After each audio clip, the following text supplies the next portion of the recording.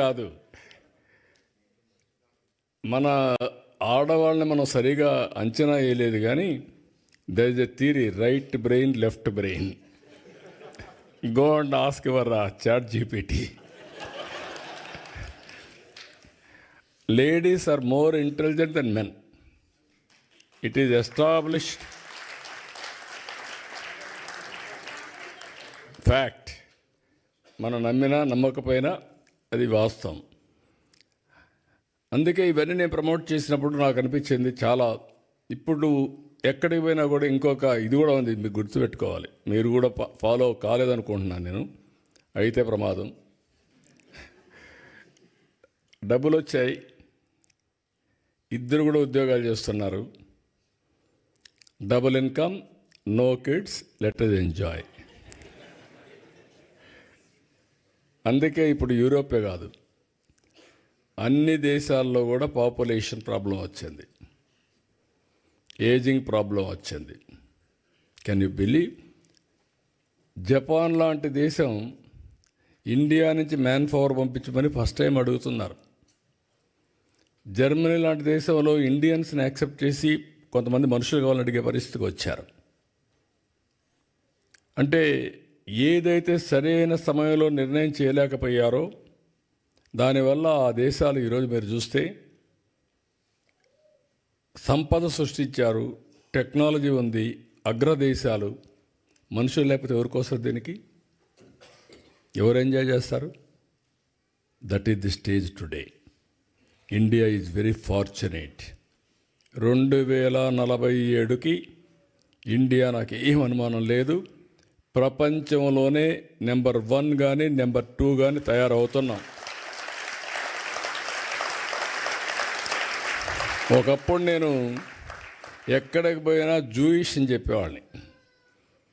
Jewish ఉన్నారు, ఈ ఊర్లో ఒకరు ఉంటారు, లేకపోతే ఇద్దరు ఉంటారు, ఊరంతా వాళ్ళే కంట్రోల్ చేస్తూ ఉంటారు. దానికి కారణం రాజకీయ విరాళాలు ఇస్తారు, లేకుంటే చారిటీ చేస్తారు, అందువల్ల వాళ్ళకి మంచి పేరుంది. మీరు ఎప్పుడైనా ఒక రోజున వాళ్ళని క్రాస్ చేయాలని చెప్పేవాడిని. ఇప్పుడు ఐఎమ్ ప్రౌడ్ టు సే, ప్రపంచం మొత్తం పర్ క్యాపిటా ఇన్కంలో జూయిష్ కంటే ఎక్కువ ఇండియన్స్కి వస్తూ ఉంది. అందులో తెలుగు వాళ్ళు అగ్రస్థానంలో ఉన్నారు. ఇంకా వెల్త్ క్రియేషన్లో ఇంకా ముందుకు పోవాలి, అది కూడా అవుతాం, నాకేం డౌట్ లేదు దాంట్లో. ఎందుకంటే జూయిష్ పాపులేషన్ అంతా 1,20,00,000. ఇండియా పాపులేషన్ 145 కోట్లు ఇప్పటికి. తెలుగు వాళ్ళ పాపులేషన్ 10 కోట్లు.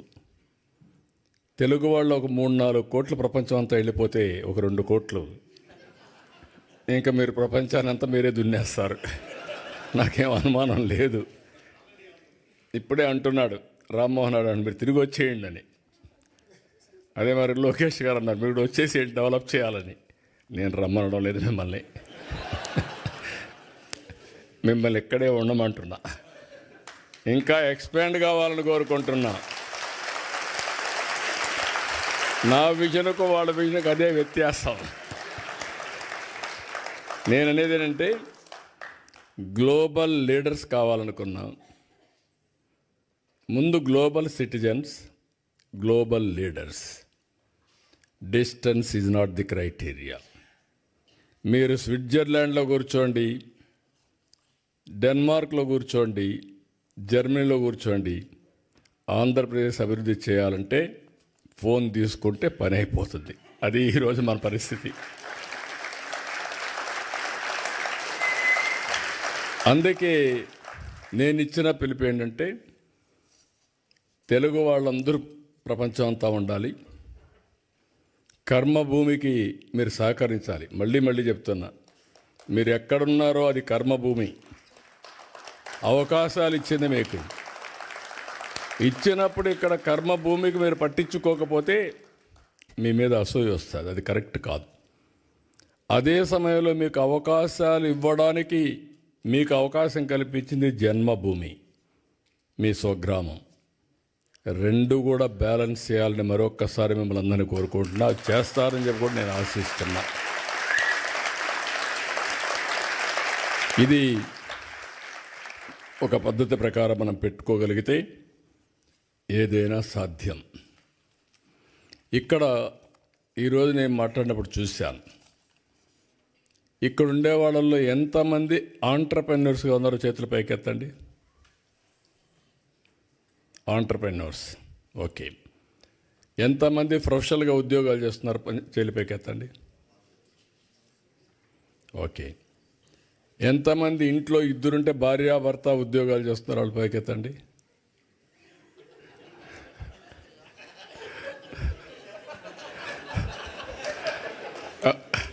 వాస్తవమే, భార్యాభర్త ఇద్దరు ఉద్యోగాలు చేస్తున్నారు. నేను లోకేష్ గారు చెప్పినట్టు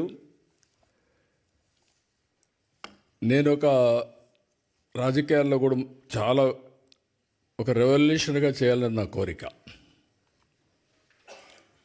ఎవరైనా సరే ఏ ఫీల్డ్లో ఉన్నా రాణించాలంటే ఆర్థికంగా ఇబ్బందులు లేకుండా ఉండాలి. అందుకే నేను ఆలోచించింది, రాజకీయాల ద్వారా డబ్బులు సంపాదిస్తే ఎప్పటికీ ఆ గౌరవం రాదు. కాబట్టి ఫ్యామిలీ ఎప్పుడు రాజకీయం పైన ఆధారపడకూడదని నేను వ్యాపారాలు చేయాలని బిగినింగ్లో నిర్ణయించి 1-2 ఫెయిల్ అయినా ఫైనల్గా హెరిటేజ్ పెట్టాం. ఈరోజు కుటుంబం గౌరవంగా బతికే పరిస్థితి వచ్చిందంటే అది ఆ రోజు ప్రారంభించిన హెరిటేజ్ అని చెప్పి కూడా మీకు తెలియజేస్తున్నాను. ఎప్పుడు నేను రాజకీయం చేసేవాడిని, మా మిస్సెస్ ఆ కంపెనీ చూసుకునేది. ఇప్పుడు లోకేష్ గారు కూడా రాజకీయాల్లోకి వస్తే బ్రహ్మణి గారు పని చేసుకుంటున్నారు. కుటుంబానికి ఎలాంటి ఇబ్బందులు, ఇది అందరికీ రావాలనేది నా కోరిక.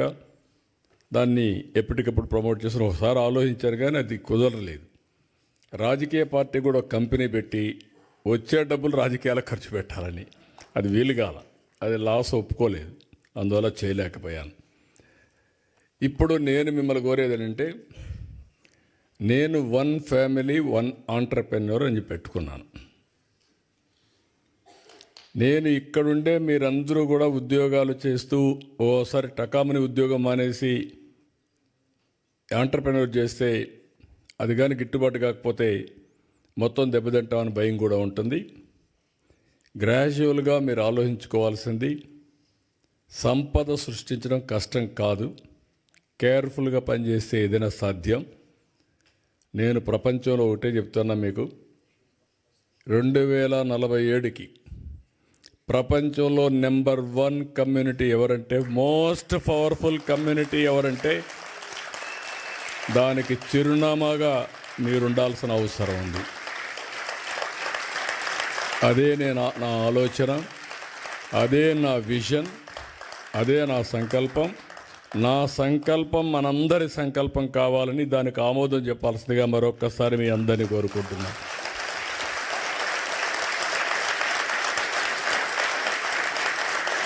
ఒక వ్యవసాయం చేసే కుటుంబం నుంచి